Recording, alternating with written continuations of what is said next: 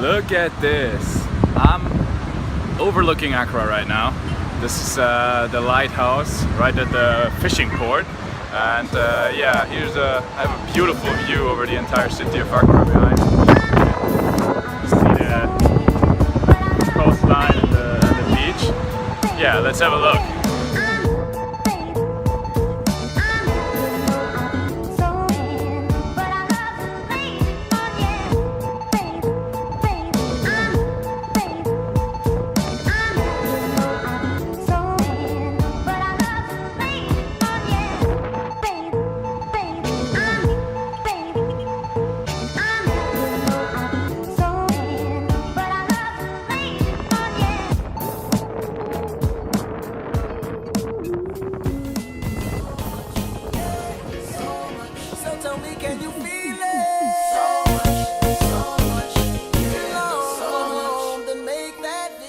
Hello everybody, I got my feet back on the ground. As you just saw, I was on the top of the lighthouse in Accra in Jamestown, and yeah, now it's time for episode 4. So 3 weeks into my journey, I thought this would be the perfect time to give you some lessons in Ghanaian.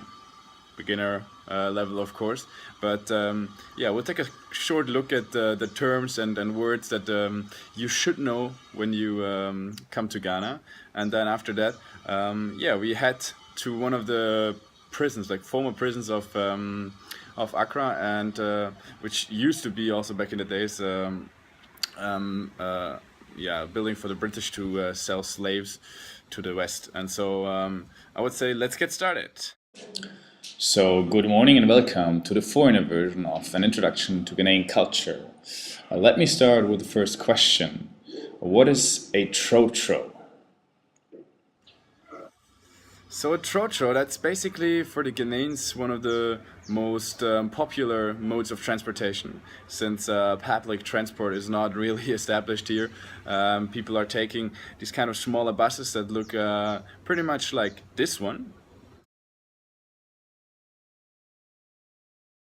And so you usually would just raise your hand at the side of the street, and you know, then they stop and pick you up. You have 2 people in there, so one obviously is the driver and the other one is the mate. The mate is, you know, telling you where the Trotro is going, which is about the most important thing because they don't have any signs on it. So you'll probably never know where to go unless you ask the driver, and so it's very important to be very clear on that, because, you know, they'll try anything to get you on board, and that might also include just telling you anything about where they're going. Like, if you want to go to the next mall, they'll say, of course we go there, but actually they're just going the opposite direction. So that's a vital thing to know. But besides that, it's also the cheapest mode of transportation. You would basically pay for pretty much any distance, not more than a couple of dollars. So yeah, that's the Trotro, and now it's time to move on. Another interesting question. Why do Ghanaians not eat with their left hand? Well, I think the first question that goes along with this is, are they eating with their hands?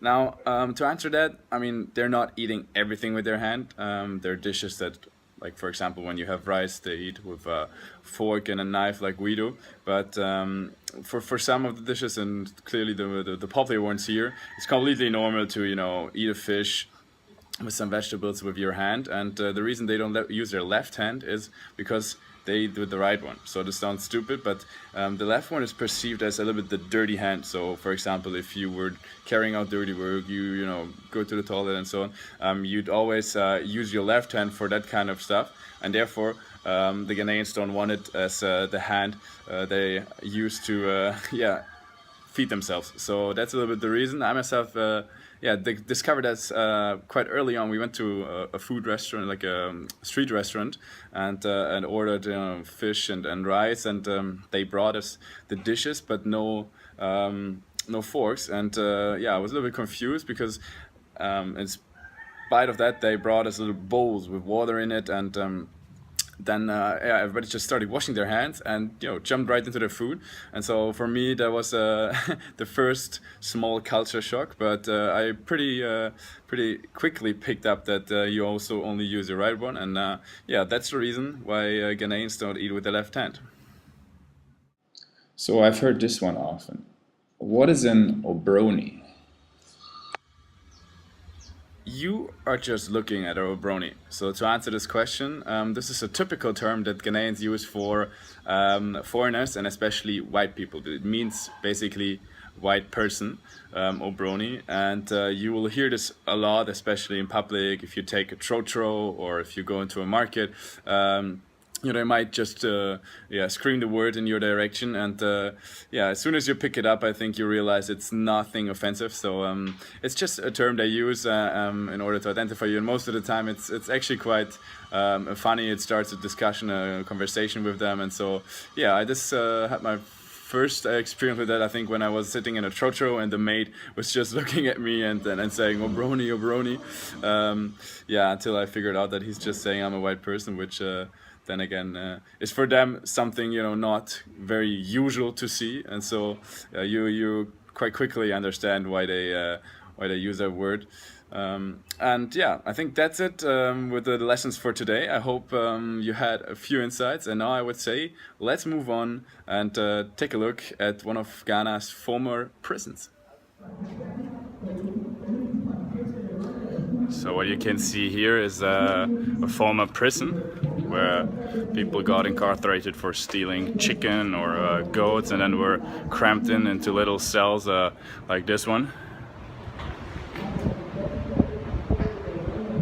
There were about 30 to 50 people into one of these cells, and actually before it was used as a prison by the Ghanaians, the British used this kind of a building for slave auctions. So the cell, like the one you just saw, would function as a cell for slaves, and so as soon as they had a number of slaves, they would start auctions. And so if you would walk down this road as a slave, you were about to be sold to your new master. And so this is actually the place where this was happening. This is where their auctioning was taking place. So you would go down these stairs and then have to wait for somebody to bid for you and be traded off into slavery. So it's a pretty chilling feeling to stand here and just to imagine what happened. I mean, if you look around, you can see all the different cells, and obviously the place is quite worn down by history, but you can just imagine what happened here and how much cruelty happened here. It's actually the same place that also the first president of Ghana was held. So he was incarcerated for about a year before he then got released, and Ghana became an independent country, and he was elected as their first president. But this was the place where he was initially held by the British.